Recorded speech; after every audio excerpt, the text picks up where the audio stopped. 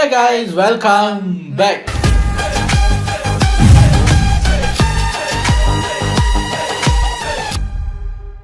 எனக்கு நம்ம Rakesh and Jenny சேனல்ல இருந்து ஒரு வீடியோ ரொம்ப நாளாக இவங்க பிக் பாஸ் வீடியோஸ் தான் போட்டுக்கிட்டு இருந்தாங்க. பார்த்தா இப்போ ஒரு எக்ஸ்ட்ரா டாபிக் ஒன்று போட்டிருக்காங்க. ரொம்ப நாள் ஆச்சா எடுத்துட்டு வந்துட்டேன். முதல்ல டிசம்பர் வந்தாலே அந்த வருஷம் பூரா வந்த படங்கள் எடுத்து top 10 best movies of 2025, top 10 worst movies, top 10 அந்த மூவி, டாப் 10 இந்த மூவி அப்படின்னு அந்த டாப் 10 விஷயங்கள் பண்ணுவாங்க. எது நிறையா இருக்கோ அதை இப்போ படங்கள்லாம் நிறையா வரும்ல, அப்போ நிறையா இருக்கிற படத்தை வரிசைப்படுத்தி டாப் 10 இந்த வருஷத்தில் வந்த பெஸ்ட் அப்படிங்கிற மாதிரி போடுவாங்க. இந்த வருஷம் எங்கே போய் நிற்கிதுன்னு பாருங்களேன். இந்த டாபிக் இப்படி ஒரு டாப்பிக்கா, டாப் 10 கண்ட்ரோவர்சிஸ் ஆஃப் 2025. அவ்வளவு கண்ட்ரோவர்சியா நடந்திருக்கு. என்னடா இது, கண்ட்ரோவர்சியெல்லாம் டாப் 10ல போடுற அளவுக்கா? அதுவும் top controversies of 2025 south India. South நார்த்துன்னு பிரிச்சு வச்சிருக்காங்க. சவுத்துன்னு பிரிச்சாலே அதுலயே 10 டாப் 10 சொல்ற அளவுக்கு இருக்கா. என்ன ஏதுங்கிறத பார்ப்போம். இந்த வருஷம் புதுசாக ஆரம்பிச்சிருக்காங்க இங்கே டாப் கண்ட்ரோவர்சி. வருஷம் இனி கண்ட்ரோவர்சி பண்ணிருக்காது போல. இதெல்லாம் எப்போ அப்படிங்கிற மாதிரி ஒரு டாபிக்ல வந்திருக்கு. வாங்க, இது ஒரு 16 மினிட்ஸ் வீடியோங்கிறதுனால டக்குன்னு பார்த்துட்டு ரெடி. ஹாய் ஆரஞ்சபிளட்ஸ், welcome to Rakesh and Jenny. இந்த வருஷம் ஏகப்பட்ட ஆக்ட்ரஸ் கான்ட்ரவர்சியில் சிக்கியிருக்காங்க. ஒரே ஒரு படம் நடிச்ச ஹீரோயினா இருக்கட்டும், இல்ல பல படங்கள் நடிச்ச ஹீரோயின்ஸா இருக்கட்டும், யாருமே விதிவிலக்கு இல்லை. அந்த மாதிரி யார் என்னென்ன பிரச்சனை எல்லாம் ஃபேஸ் பண்ணாங்க அப்படின்றத இந்த வீடியோல பார்க்க போறோம். இது வெறும் ஆக்டர்ஸோட கண்ட்ரோவர்சிஸ் மட்டும் டாப் 10. ஃபர்ஸ்ட் நம்ம சாமு விஷயத்துல இருந்தே ஆரம்பிப்போம். சாமுவுக்கு கல்யாணம் ஆயிடுச்சு. அத வேற ஞாபகப்படுத்திட்டீங்க. நெஞ்சமெல்லாம் பொண்ணா இருக்கு தம்பி. இவங்களோட கல்யாணம் டிசம்பர் 1ஆம் தேதி. இல்லை, இந்த மாதிரி அவங்களுக்கு கல்யாணம் ஆனால் வருத்தப்படுற ஃபேன்ஸ் கிட்ட கேட்குறேன். இப்போ அவங்க கல்யாணம் பண்ணலை, நீங்கள் என்ன பண்ண போறீங்க? என்ன பண்ண போறீங்க? எங்கேயோ இருக்கிறவங்களுக்கு கல்யாணம் ஆகலைன்னா இவங்களுக்கு நிம்மதியாக இருக்கீங்க. அது கனவு உலகத்திலே இருக்க. கல்யாணம் ஆனவுடனே இப்போ என்ன பண்ண போற? கோயம்புத்தூர்ல இருக்க ஈஷா மையம் லிங்கா பைரவி ஆலயத்துல தான் நடந்துச்சு. இது ரொம்பவே பிரைவேட் செமனியா வச்சிருந்தாங்க. சமந்தாவே போட்டோ ஷேர் பண்ணதுக்கு அப்புறம் தான் நிறைய பேருக்கு தெரியவே வந்துச்சு. இதுல என்ன பிரச்சனைன்னு பாத்தீங்கன்னா, வழக்கமா செகண்ட் மேரேஜ் பண்ற எல்லாருக்குமே வர பிரச்சனை தான். ஃபர்ஸ்ட் மேரேஜ் என்னாச்சு, அவங்க எப்ப டிவோர்ஸ் பண்ணாங்க அப்படின்ற குழப்பம் இருக்கும் இல்லையா, அதேதான். இவங்க கல்யாணம் பண்ணது யாருன்னு பாத்தீங்கன்னா ராஜ் நெடிமோரு அப்படின்ற டைரக்டர். பரவாயில்ல மாப்பிள்ள, பக்கத்துல அவ மூஞ்சிய பத்தியா திருவிழாவில் டெல்லி அப்பல விக்கிற மாதிரி இருக்கு. இவரோட ஃபர்ஸ்ட் மேரேஜ் 2015ல நடந்து 2022லே இவங்க டிவோர்ஸ் வாங்கிட்டாங்க. அப்புறம் சமந்தாவும் நாக சைத்தன்யாவும் 2021ல டிவோர்ஸ் வாங்கிட்டாங்க. அதான் ரெண்டு பேருக்கும் டிவோர்ஸ் ஆயிடுச்சு. அப்புறம் என்னங்க, கல்யாணம் பண்ணா பண்ணிட்டு போறாங்க அப்படின்னு தானே கேக்குறீங்க. கல்யாணம் பண்ணிக்கிட்டோம், அதுல ஒன்றும் பிரச்சனை இல்லை. ஆனா இதுக்கு நிறைய பேர் என்ன சொல்றாங்க அப்படின்னா, சமந்தாக்கு 2021ல டிவோர்ஸ் ஆச்சு. The family man web series இருக்கு இல்லையா, சீசன் 2ல தான் சமந்தா நடிச்சிருக்காங்க. அது வந்து 2021ல தான் ரிலீஸ் ஆச்சு. இந்த வெப் சீரிஸ்ல நடிக்கும் போதுதான் ராஜ் நெடுமோருக்கும் சமந்தாக்கும் ஒரு பழக்கம் வந்துச்சு. அந்த பழக்கத்தினாலதான் 2022ல ராஜ் நெடுமோரு டிவோர்ஸ் வாங்கினாரு. சோ சமந்தா ஒரு குடும்பத்தை பிரிச்சு அதுக்கப்புறம் அவங்க கல்யாணம் பண்ணிருக்காங்க அப்படின்னு. சார், ஒரு கல்யாணம் நடந்துருச்சுன்னா அந்த சீரீஸ் எப்போ வந்தது, அதுக்கு டேட்டை எடுத்து இந்த சீரீஸ் இத்தனை வருஷம் வருதுன்னா இதுக்கு ஷூட்டிங் இதுக்கு முதல் வருஷம் வந்திருக்கும். அப்போ இந்த வருஷத்துல இருந்து இவங்களுக்கு நம்மளா இவங்களுக்கு எப்பதாங்க பழக்கம் வந்திருக்கு, நம்ம டிசைட் பண்ணுவோம். இப்படித்தான் இந்த நியூஸ் எல்லாம் உருவாகுதா? நம்மளும் உருவாக்கல.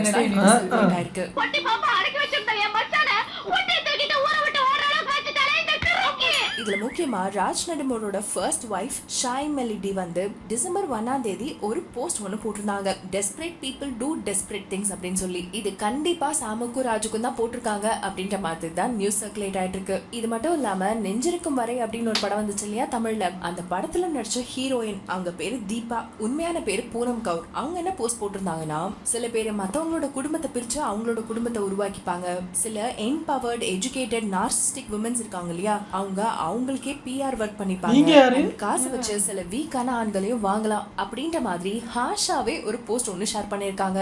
இந்த கிளிக்கிறாள் எந்த ஒரு காரியா இருப்பா? சரி, யாரு கருத்து சொன்னா என்ன, அதான் கல்யாணம் ஆயிடுச்சு. அப்புறம் சமந்தா கையில போட்டிருந்த அந்த ரிங்க பத்தி ஏகப்பட்ட டாக் போச்சு. அதை பத்தி கேள்விப்பட்டேன், அதையும் சொல்லிடுறேன். அவங்க கையில போட்டிருக்க ரிங்க லொரேன் டைமண்டா, ரொம்ப ரேரா. அது சுத்தியும் 8 பெட்டல் ஷேப்ஸ்ல டைமண்ட்ஸ் இருக்கு. இந்த டைமண்ட் ரிங்க கிட்டத்தட்ட 1.5 கோடிக்கு மேல வரும் அப்படின்ற மாதிரி சொல்றாங்க. அது மட்டும் இல்லாம இந்த மாதிரி ஒரு பினிஷிங்ல செய்யறதுக்கு வெகு சிலர் மட்டுமே இந்த உலகத்துல இருக்காங்களாமா. சோ இது எப்படியும் ஜெர்மன்ல தான் பண்ணிருப்பாங்க அப்படின்ற மாதிரிலாமும் சொல்லப்படுது. இதெல்லாம் பலரும் கண்டுபிடிச்சு ஆராய்ச்சி பண்ணி எல்லாம் சொன்னதே. இதை கண்டுபிடிச்சு என்னங்க ஆக போகுது? டுப்ளிக் டக்ளிக் டைமண்ட்னா டைமண்ட் அவ்வளவுதான். நாங்களாம் டைமண்டை பார்த்ததே இல்லை. இதில் டுப்ளிக் டைமண்டாக இருந்தா என்ன, குப்ளிக் டைமண்டாக இருந்தா என்ன? இந்த ஃபோட்டோவை இப்போ கொஞ்ச நேரத்துக்கு முன்னாடி காட்டினாங்கல்ல, நான் எல்லாம் அந்த இப்போ இவங்க சொல்லும் போது வரைக்கும் தான் இந்த டைமண்ட் பார்க்குறேன். அது வரைக்கும் நான் சும்மா தான் பார்த்துக்கிட்டு இருந்தேன். மெஹந்தி டிசைன் சூப்பராக இருக்கு அப்படின்னு. இது பாருங்களேன், நம்ம ஒரு ஃபோட்டோவை பார்க்குறதுக்கும் இந்த நியூஸ் கிரியேட் பண்ணுறவங்க ஃபோட்டோ பார்க்குறதுக்கு எவ்வளோ டிஃப்ரென்ஸ். அவங்க எதை நோட் பண்ணியிருக்காங்கன்னு பாருங்கள். உடனே கூகுள் இப்போ ஒரு கூகுளில் ஒரு புது ஃபங்க்ஷன் வேறு வந்திருக்கு, ஒரு ஃபீச்சர். இப்போ இது நமக்கு என்னென்னு தெரியலைன்னா இந்த ஃபோட்டோவை எடுத்து அதில் கொடுத்தா அது என்னன்னு ஃபோட்டோவை வச்சே கண்டுபிடிக்கும். அப்போ இதுக்கு பேர் என்ன ஏது எல்லா டீட்டெயில்ஸையும் நெட்டில் இருந்து எடுக்க முடியும். இந்த ஒரு ஃபோட்டோ போதும். ஆனால் பாவி, இது ஜெர்மனில் செஞ்சது முதற்கொண்டு வரைக்கும் தூக்கிட்டாங்க. ஐயா, இவங்க ரொம்ப டேஞ்சர் போல இருக்கே. கண்டுபிடிச்சிருப்போம். அது என்னன்னு பாத்தீங்கன்னா, சமந்தா பிப்ரவரி மாசம் போட்டிருந்த போஸ்ட்லயே இந்த ரிங்க கையில போட்டிருந்தாங்க. அப்படின்னா அப்பவே அவங்களுக்கு என்கேஜ்மெண்ட் ஆயிடுச்சு. இதுதான் நாங்க கண்டுபிடிச்சது. என்னமோ கண்டுபிடிக்கிறா, நான் எதை கண்டுபிடிச்சிட்டு வந்தது? கைடு லோகர் இவங்க கன்னடம், தெலுங்கு, மலையாளம், மராட்டின்னு எல்லா லாங்குவேஜ்லயுமே ஒரு படங்கள் பண்ணிருக்காங்க. ஆனா அதுல கிடைக்காத ஃபேம் இவங்களுக்கு தமிழ் படமான டிராகன்ல கிடைச்சது. டிராகன் படம் பிளாக் பஸ்டர் ஹிட். அதுல இருந்து மேடம் செம்ம பாப்புலர்.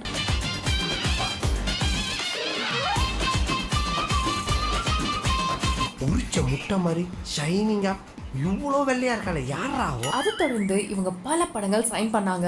அண்ட் சைனோட சேர்ந்து லைனா நிறைய பிரச்சனைகளும் வர ஆரம்பிச்சிருச்சு. 1000 கோடி டாஸ்மார்க் ஊழல் வழக்குல இவங்களோட பேரும் முக்கியமா அடிபட்டுச்சு. அதுதான் இவங்களோட பிரச்சனைக்கு தொடக்க புள்ளின்னு வச்சுக்கலாம். பிகாஸ் அதை தொடர்ந்து நிறைய வர ஆரம்பிச்சிருச்சு.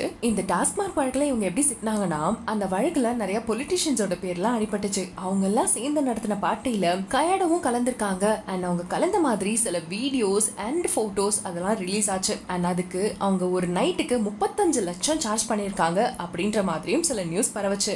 சரி, இப்போ இவங்க யாரு கூப்பிட்டதுனா 35 லட்சம் மட்டும் 35,000 போட்டிருக்கீங்க என்னங்க? எப்படி இது நான் கண்டுபிடிச்ச கான்ட்ரோவர்சி? நம்ம கண்டுபிடிக்கிற கான்ட்ரோவர்சி எல்லாம் கான்ட்ரோவர்சி ஆக மாட்டேங்குது.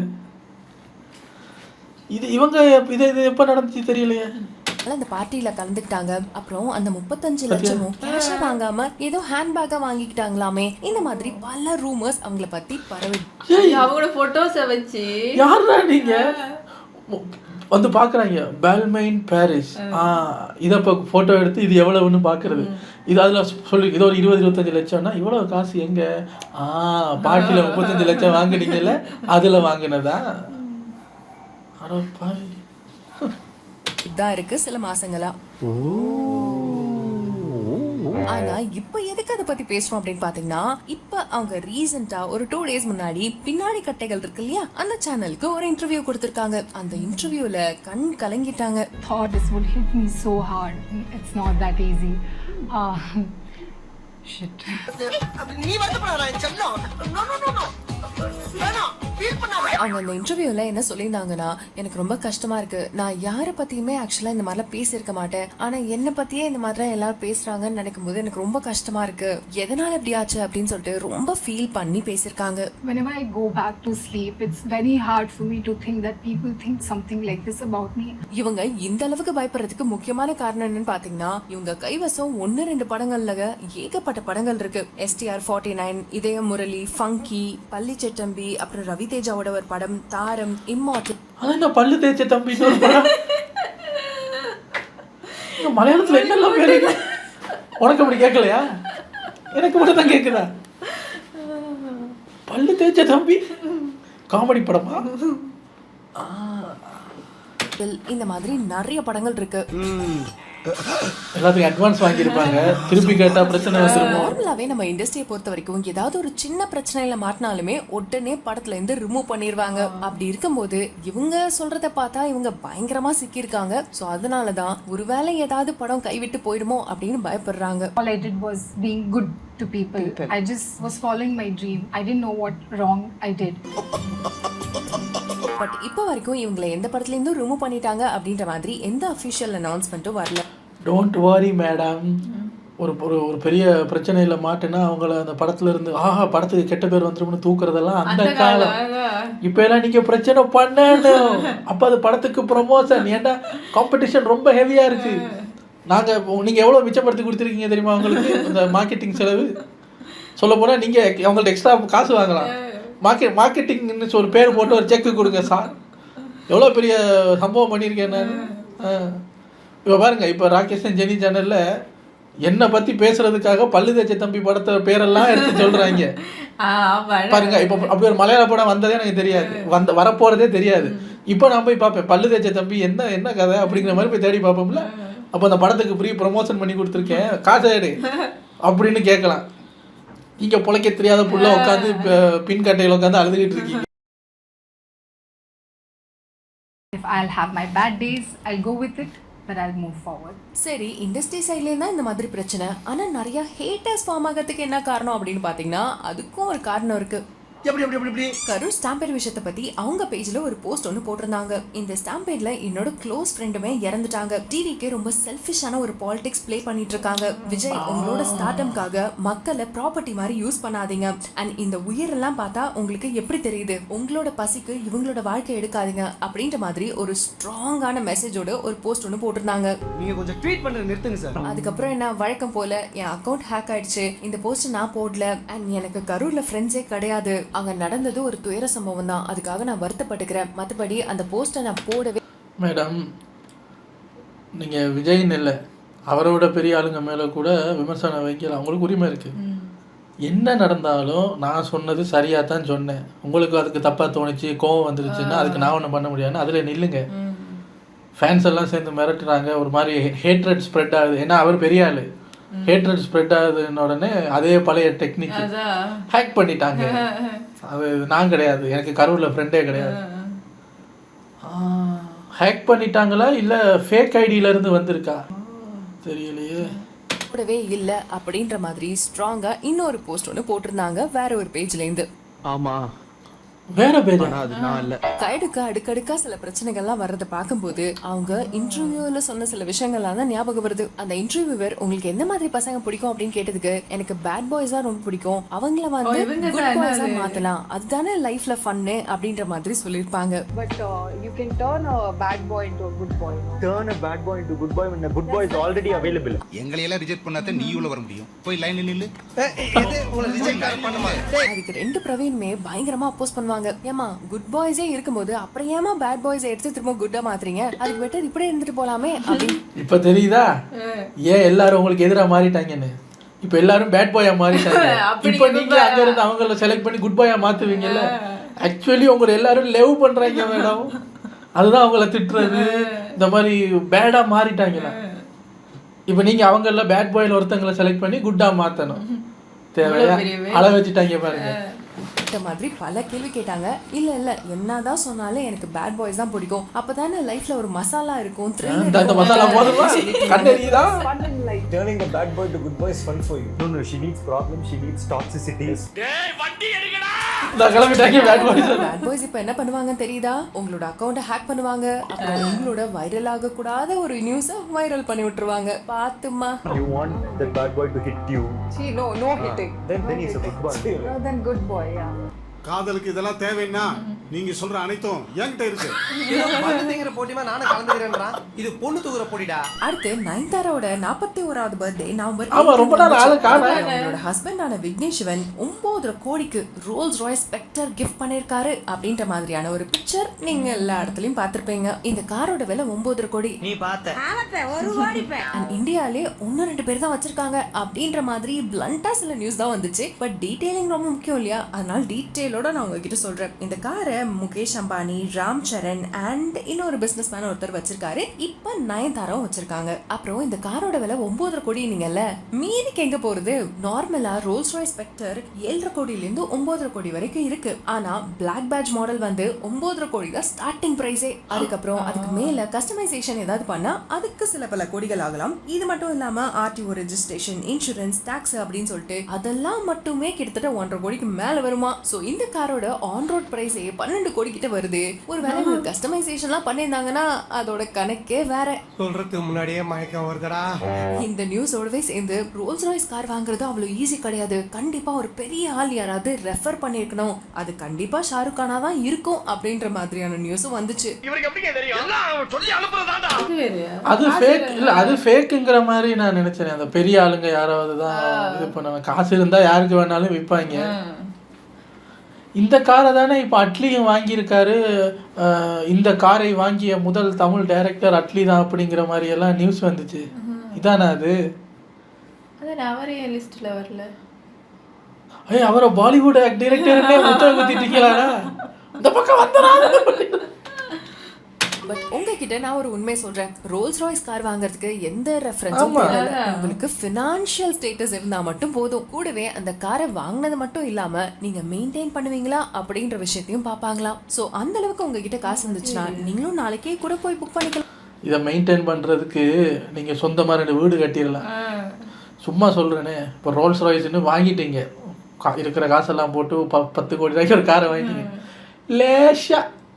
லேஷா ஒரு கீரலை போட்டான், எவனோ பிடிக்காத ஒரு கீரலை போட்டான். ஷோரூமுக்கு கொண்டு போய், சார் இந்த ஓரத்தில் கொஞ்சம் கீரி இருக்குல்ல, கொஞ்சம் பூசி கொடுத்துருங்க சார் அப்படின்னா, தான் 30 லட்ச ரூபா பில்லு. என்ன சார் சொல்றீங்க? ஆமா, அந்த பெயிண்ட் எவ்வளவு தெரியுமா? 9 கோடி ரூபா காருக்கு நாங்கள் பெயிண்ட் மட்டுமே 3 கோடி ரூபாய்க்கு அடிச்சிருக்கேன். அந்த டப்பாவை திறந்து கொஞ்சம் அள்ளி அப்புனா 30 லட்ச ரூபா காட்டு. 30 லட்சமா? என்ன சார் சொல்றீங்க? இதுக்கு நமக்கு நோமலுக்காகவே போகுது. இந்த டயர் ஏதாவது ஒன்று பிரச்சனை ஆச்சுன்னா அந்த டயரை மாற்றுங்க பார்ப்போம். அந்த டயர் மாற்றுற காசுக்கு நீங்கள் 2 கார் வாங்கிடலாம் சார். அது மட்டுமா, இவ்வளவு லக்ஸுரியஸாக இருக்குல்ல, தூர பயணம் போகிறதுக்கு பெட்ரோல் அடித்து மாலும். எவ்வளவு தெரியுமா அதுக்கு பெட்ரோல் குடிக்கும் இந்த கம்யூனாட்டி. ஆனால் மைலேஜ் தராது. டேங்க் ஃபில் பண்ணுனா இங்கேருந்து பட்டிக்கடை வரைக்கும் தான் போகும். இதெல்லாம் சரி வராது. அந்த இது வந்து பியோர் பந்தாக்காரு. இதெல்லாம் நீங்க வச்சு மெயின்டைன் பண்ணணும்னா நீங்க இனி இல்லைன்னு காசுக்காரங்களா இருக்கணும். மந்த்லி உங்களுக்கு ஒரு 1 crore சேலரி வந்துச்சுன்னு வைங்க, அப்ப இதை நீங்க மெயின்டைன் பண்ணலாம். மந்த்லி 1 கோடி ரூபா சம்பளம் வாங்கினாலுமே இந்த காரை வாங்குறதுக்கு 1 வருஷம் காசு சேர்க்கணும். அப்ப மந்த்லி 1 கோடி ரூபா எடுக்கிறவனே இந்த கார் வாங்கணும்னா பிச்சைக்காரன் தான். இந்த கார்லாம் எவனுக்கு சார் வேணும்? ஆமா, உள்ள ஏறி உட்காரணும். இன்னும் ஒரு இடத்துல இருந்து இன்னொரு இடத்துக்கு அழுத்துனா டயர் சுத்தணும், மோட்டர் சுத்தணும், என்ஜின் சுத்தணும், அப்படியே நம்ம போகணும். இது நார்மல் ரேட்டு காரில் இருந்தாலும் பண்ணும்ல. இப்போ என்னன்னா இந்த ரோல்ஸ் ராய்ஸுக்குள்ள உட்காந்து போனா யாரு போறது? யாரோ போறாங்க.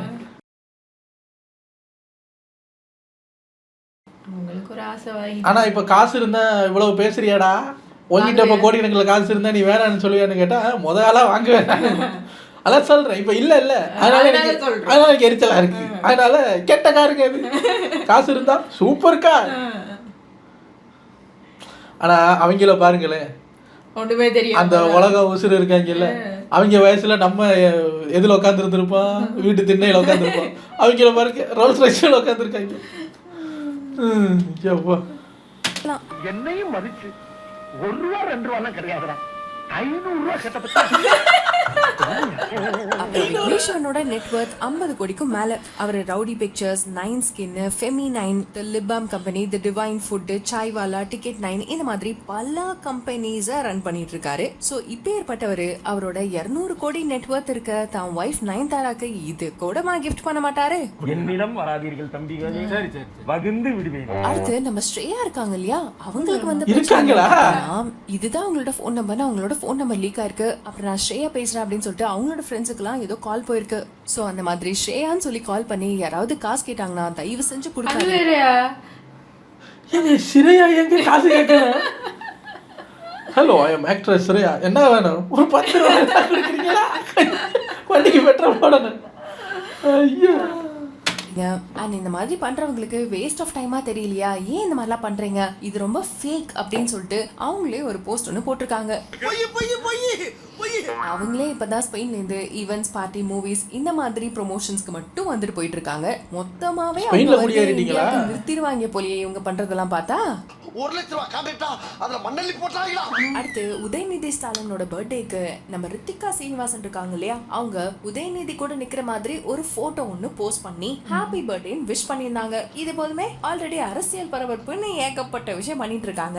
இந்த போட்டோக்கு கீழே ஏகப்பட்ட கமெண்ட்ஸ், முக்கியமா நெகட்டிவ் கமெண்ட்ஸ் ஜாஸ்தி. இதை பார்த்து ஷாக்கான நம்ம ரித்திகா அதுக்கு ஒரு எக்ஸ்பிளனேஷன் கொடுத்திருக்காங்க. இந்த போட்டோ சரவணன் இருக்க பயமேன்ற படத்துல அவர் கூட நான் எடுத்த போட்டோ, அவர் பர்த்டேன்றதுனால ஒரு போட்டோ போட்டு நான் விஷ் பண்ணேனே தவிர வேற எதுவும் கிடையாது. மை காட், இந்த ஒரு போட்டோக்கு இவ்ளோ லைக்ஸ், ஷேர்ஸ், கமெண்ட்ஸ். என்னடா பண்ணி வச்சிருக்கீங்க? அப்புறம் கோட் படத்துல நடிக்கிறதுக்கு கூட ஒரு சான்ஸ் கிடைச்சது. ஆனா அது சின்ன ரோல் அப்படின்றதுனால நான் விட்டுட்டேன். ஒருவேளை நான் அப்ப விஜய் சார் கூட ஒரு போட்டோ எடுத்திருந்தேன்னா அந்த போட்டோவே நான் போஸ்ட் பண்ணிருப்பேன். அதை விட்டுட்டு இந்த போட்டோ கீழே இவ்ளோ அரசியல் கமெண்ட்ஸ் பண்ணிருக்கீங்களே, பார்க்க நல்லா தான் இருக்கு. பட் ஆனா இதை இங்க சொல்லி அவசியமே கிடையாது. நீங்க ஓட் போடுறத வந்து யாரு கரெக்டோ அவங்களுக்கு போடுங்க, இங்க வந்து எதுவும் பேசிட்டு இருக்காதீங்க அப்படின்ற மாதிரி எல்லாருக்கும் சிறப்பான ஒரு பதிலடியை கொடுத்துட்டாங்க. And you have a lot of political views. I'm so happy. But இத வந்து ஏன் கமெண்ட்ல காட்டி யூஸ் இல்லங்க. உங்களோட votingல யார் உங்களுக்கு பிடிக்குமோ அவங்களுக்கு சப்போர்ட் பண்ணுங்க. சோகா சொன்னா என்னத்த. அடுத்து AI இன் லீலைகள். ஹாலிவுட், பாலிவுட், கோலிவுட், மாலிவுட், டோலிவுட்னு எல்லா உட்டும் இல்லாம சீரியல் ஆர்டிஸ்ட கூட விட்டு வைக்க மாட்டேங்கிறாங்க. AI மார்ஃபிங்னால நிறைய ஹீரோயின்ஸ் நிறைய பிரச்சனைகள் ஃபேஸ் பண்ணிட்டு இருக்காங்க. ராஷ்மிகா மந்தனா அப்புறம் தீபிகா படுகோன் அவங்களோட மார்ஃபிங்லாம் நிறைய வந்துட்டு இருந்துச்சு. Hi. So want to miss this all there. Damn. அப்புறம் நடுவுல கீர்த்தி சுரேஷோட போட்டோஸ்லாம் வர ஆரம்பிச்சது. அதுல ஒரு சில போட்டோஸ்லாம் பார்த்துட்டு கீர்த்திக்கே செம ஷாக்கா, இந்த மாதிரிலாம் நம்ம போட்டோவே கொடுக்கலையே, இந்த மாதிரிலாம் நம்ம போஸே கொடுக்கலையே, ஆனா எப்படி இவ்வளோ நேச்சுரலா இருக்குன்னு அவங்களே கன்ஃபியூஸா இருக்காங்க. அந்த அளவுக்கு AI டெவலப் ஆயிருக்கு. பட் இதனால நிறைய பேர் பாதிக்கப்படுறாங்க அப்படின்றது தான் உண்மை. ஸோ அதுக்கு கீர்த்தி சுரேஷ் என்ன சொல்லியிருந்தாங்கன்னா, இது ரொம்பவே மிஸ்லீடிங் பண்ணுது, இது வந்து நல்லாவே இல்லை, ரொம்ப இரிட்டேட்டிங்கா இருக்கு, பிடிக்கவே இல்லை அப்படின்ற மாதிரி சொல்லியிருந்தாங்க. இந்த AI வளர்ச்சியை தடுக்க முடியாது, அது கூட நம்ம வாழணும்ன்றது தான் கட்டாயம். பட் ஆனா இதெல்லாம் வந்து ரொம்ப அன்னெசரியா இருக்கு, நல்லாவே இல்ல அப்படின்ற மாதிரி அவங்களும் சொல்லியிருக்காங்க. உன்னை பத்தி நான் கூட என்ன நினைச்சிருந்தேன், நீ நம்ம சீப்பாலா இருந்திருக்க. AI சொல்லு, நான் சீப்பா? ஏய், நான் ஒரு டூலு, என்னைய வச்சு விளையாடுறாங்க பாருங்க, அவங்க தான் சீப்பு. இந்த ஹீரோயின்ஸ்க்கு மட்டும் இந்த பிரச்சனை இல்லை. ஸ்ருதி நாராயணன் சீரியல் ஆர்டிஸ்ட் இருக்காங்க இல்லையா, அவங்களுமே இந்த மாதிரி ஒரு பிரச்சனையை ஃபேஸ் பண்ணியிருக்காங்க. அவங்க செமி நியூட்ல வீடியோ காலில் ஏதோ பேசின மாதிரி ஒரு வீடியோ ஒன்று சர்க்குலேட் ஆயிருக்கு. அதுக்கு அவங்களே ரிப்ளைவும் பண்ணியிருந்தாங்க. இன்ஸ்டால ஒரு ஸ்டோரி மாதிரி போட்டு 2 பொண்ணுங்க இருக்கிற மாதிரி ஒரு போட்டோ ஒன்று போட்டு இதுல எது ஏன்னு கண்டுபிடிங்க, ஸோ கண்டுபிடிக்க முடியாத அளவுக்கு பயங்கர நேச்சுரலா இருக்கு, எதையுமே நம்பாதீங்க அப்படின்றத அவங்க இன்டைரக்டா சொல்ல வந்தாங்க. இதுக்கு நல்லது கெட்டது நண்பன் எதிரி எதுவுமே தெரியாது. It is just a stupid inference engine, that's all. So இப்ப இருக்க காலகட்டத்துல எதையுமே நம்பாதீங்க. மாப்பிள்ளை பொண்ணுலாம் பார்க்க போறீங்கன்னா தயவு செஞ்சு நேர்ல போய் பாத்துக்கோங்க. ஏன்னா வீடியோ கால்ல சாய் பல்லவி, கேட்ரினா கைஃப் மாதிரி ஒரு பொண்ணுகிட்ட பேசிட்டு இல்ல நேர்ல பாக்குறதுக்கு வயசான பாட்டியாவோ இல்ல தாடி வச்ச அங்கிளாவோ இருந்தாலும் ஆச்சரியப்படுறதுக்கு இல்ல. சோ பார்த்து இருந்துக்கோங்க.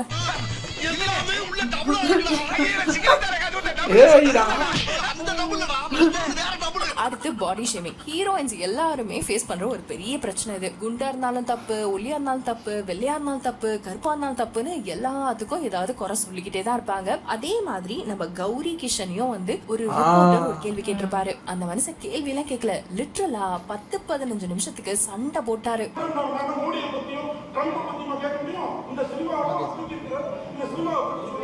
விஷயம் என்னன்னா, அதர்ஸ் அப்படின்ற படத்தோட பிரஸ் மீட்டுக்கு எல்லாருமே பார்ட்டிசிபேட் பண்ணிருக்காங்க. இந்த படத்துல வந்து கௌரி கிஷனை வந்து ஹீரோ தூக்கிருக்க மாதிரி ஒரு சீன் ஒண்ணு இருக்கு. அதை பார்த்துட்டு அந்த ரிப்போர்ட்டர் என்ன கேட்டிருக்காருன்னா, ஹீரோ சார் நீங்க தூக்கிருக்கீங்களே, அவங்க எவ்வளவு வெயிட் அப்படின்ற மாதிரி கேட்டிருக்காரு.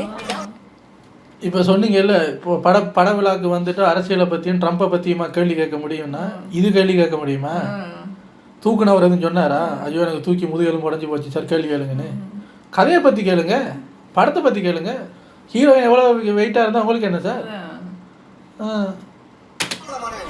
அது மட்டும் இல்லாம அந்த டைரக்டர் கிட்டயும் ஹீரோ ரொம்ப டாலா இருக்காங்க, இவங்க ரொம்ப டிஃபரெண்டா இருக்காங்க, இந்த ரெண்டு பேரையும் எப்படி பேர் பண்ணீங்க நீங்க அப்படின்ற மாதிரி அந்த பிரஸ் மீட்ல ஆக்சுவலா கௌரி எதுவுமே சொல்லல. அதுக்கப்புறமேட்டு நடந்த ஒரு பிரஸ் மீட்ல அந்த क्वेश्चन உங்களை கேட்டாங்களே அப்படின்ற மாதிரி ஏதோ சொல்லும்போது அவங்க வந்து அது ரொம்ப ஸ்டூபிட் क्वेश्चन, ஏன் இப்படி கேட்டாங்கன்னு தெரியல, எனக்கு அது பிடிக்கவே இல்லை அப்படின்ற மாதிரி சொல்லியிருப்பாங்க. திரும்பவும் 3வது பிரஸ் மீட்ல மீட் பண்ணும்போது அந்த ரிப்போர்ட்டர் நீங்க எப்படி ஸ்டூபிட் क्वेश्चन கேட்கலாம், நீங்க எப்படி அப்படி கேட்டீங்க, அது என்னங்க ஸ்டூபிட் क्वेश्चन அப்படின்னு சொல்லி கிட்டத்தட்ட 12 நிமிஷத்துக்கு மேல டிஃபெண்ட் பண்ணிட்டு இருந்தாரு. கௌரியும் என்னென்னவோ சொல்லி பார்த்தாங்க. நீங்க எப்படிங்க என்ன இந்த மாதிரி கேள்வி கேட்கலாம், என் வெயிட் எப்படி இருந்தா உங்களுக்கு என்னங்க, அது தெரிஞ்சு நீங்க என்ன பண்ண போறீங்கன்னு பல क्वेश्चन கேட்டாங்க. ஆனா அங்க 60க்கும் மேல ஆண்கள் இருந்தாங்க அப்படின்ற மாதிரியும் சொல்லப்படுது. ஆனா ஒருத்தவங்க கூட கௌரிக்கு சப்போர்ட் பண்ணி கேட்கவே இல்லை. ஏன் அங்க இருந்த டைரக்டரும் சரி ஆக்டரும் சரி எந்த क्वेश्चனுமே கேட்கல. எல்லாம் டைரக்டரோ ப்ரொடியூசரோ ஆக்டரோ தான் சொல்லியிருக்கணும்.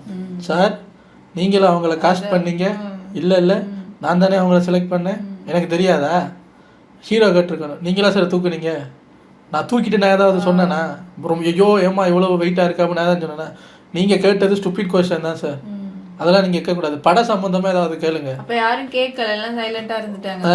அதுக்கப்புறம் ஒரு நியூஸ் வந்துச்சு, நாங்கள் கேட்டிருக்கணும், நாங்கள் தப்பு பண்ணிட்டோங்கிற மாதிரி டைரக்டர் எல்லாம் பேசின மாதிரி ஒரு நியூஸ் வந்தது. எல்லாருமே கௌரியை தான் அமைதிப்படுத்த ட்ரை பண்ணாங்க. அது அவங்கள இன்னும் கோவப்படுத்திடுச்சு.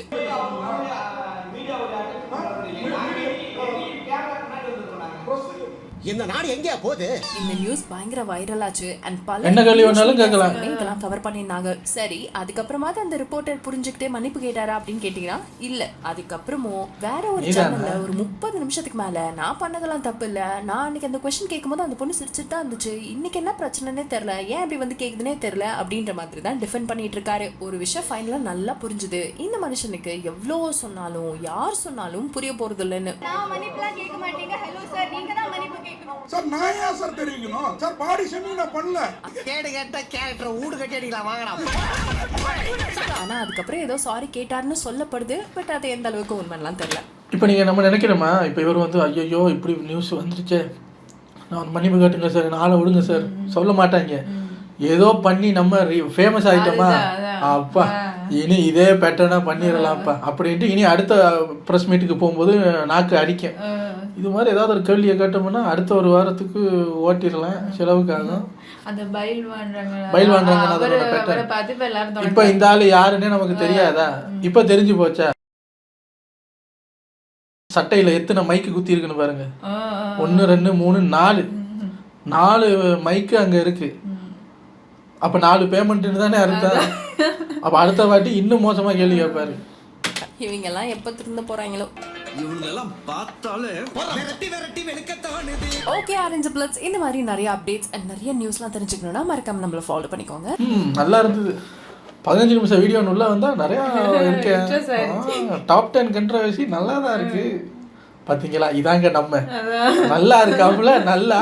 அப்போ கண்ட்ரோவர்சியும் அதை எடுத்து சொல்ற நியூஸும் அடுத்த வருஷம் இன்னும் கூடும்டா. நம்மளே முதல் செருப்பாக அப்படி பழக்கிட்டாங்க. அதுதான்.